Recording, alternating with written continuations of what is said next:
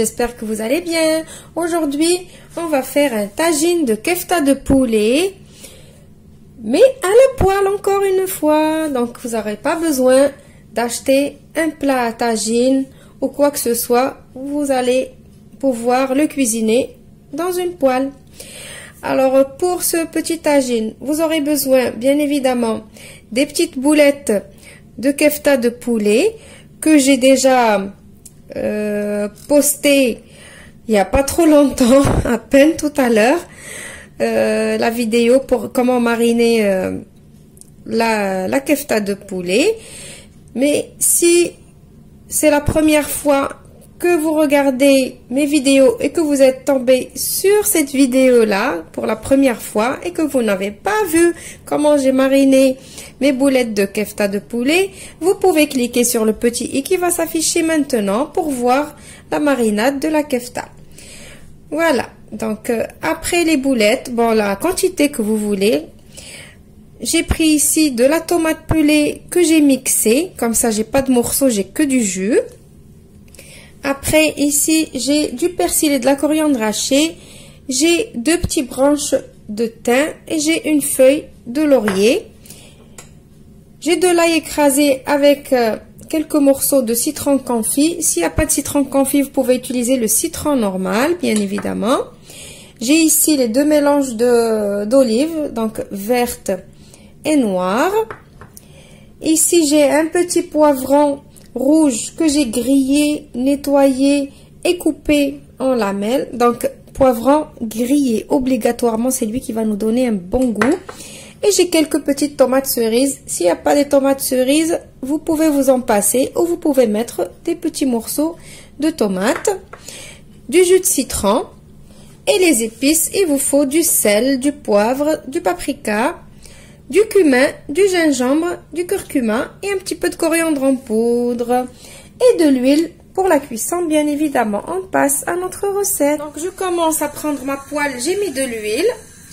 Je vais mettre la tomate. On va directement mettre l'ail écrasé, la petite feuille de laurier, les 2 petites branches de thym et un tout petit peu de persil et de coriandre haché pour le début. Et le reste, je le laisse pour après. Et on va tout de suite commencer à assaisonner. Donc, je mets le sel.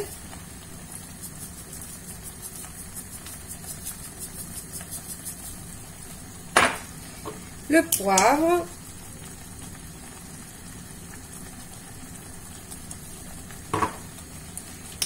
du gingembre,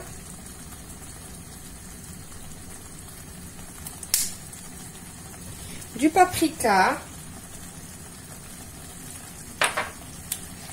un peu de curcuma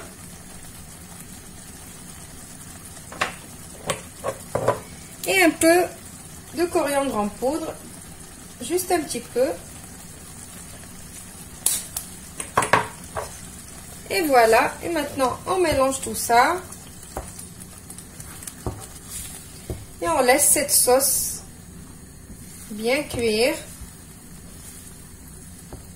Je vais la couvrir et je vais la laisser bien cuire tranquillement.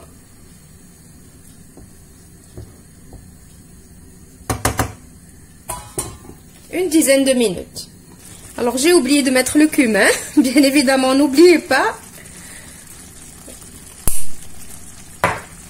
Voilà, donc je rajoute le cumin si je l'ai oublié. Si vous avez oublié quoi que ce soit, il n'y a pas de souci, vous rajoutez. Et on laisse cuire. Voilà, donc maintenant, après que ma sauce, elle a bien cuit, vous voyez qu'elle a réduit la tomate. Vous voyez, il n'y a plus d'eau dans la tomate. Comme ça, il faut que vous voyez l'huile que vous avez mis au départ à la place de l'eau qu'il y avait. Regardez, là il y a l'huile. Donc maintenant, je vais prendre un demi-verre d'eau, je vais le rajouter. Je mélange. Alors vous allez vous dire pourquoi on rajoute de l'eau alors que on a réduit la tomate, on ne voulait plus qu'il y a de l'eau dans la sauce. Oui, on a fait réduire la sauce tomate pour qu'elle enlève l'acidité, qu'il n'y a plus de goût d'acidité et quand elle est bien cuite, elle a meilleur goût. Maintenant, on rajoute de l'eau pour faire cuire tout le reste. Voilà, donc maintenant j'ai mélangé. Maintenant, on va commencer à disposer nos boulettes.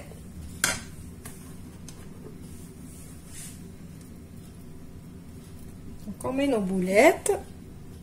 Voilà, donc j'ai disposé mes boulettes. Maintenant, je vais disposer mes quelques tomates cerises aussi.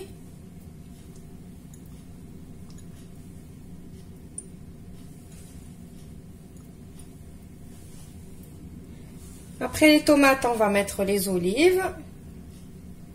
Olives noires, olives vertes. Vous allez voir, les noires, ça donne un goût aussi spécial.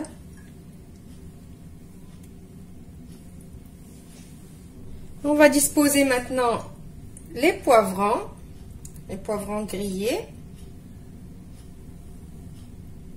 Alors ça donne vraiment un goût excellent. Maintenant on va mettre nos petits morceaux de citron confit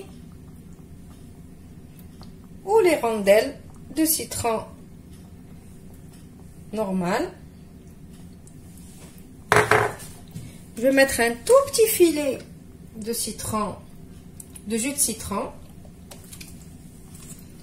Et je vais rajouter le reste de mon persil et de ma coriandre hachée. Juste comme ça. Je couvre et je laisse cuire tout ça pendant une vingtaine de minutes. Jusqu'à ce que la sauce soit bien épaisse. Qu'il ne reste plus d'eau. Qu'il y ait une bonne sauce bien onctueuse. Et je vous retrouve juste après pour le résultat final. Voilà, ma recette d'aujourd'hui, elle est finie. J'espère que elle va vous plaire. Pardon. Juste un petit détail, j'ai oublié de vous le dire, c'est que j'ai mariné ma viande la veille. Comme vous savez que le poulet c'est fade, du coup j'ai préféré que la marinade, elle pénètre bien le poulet toute la nuit pour pouvoir être bien goûteuse le lendemain.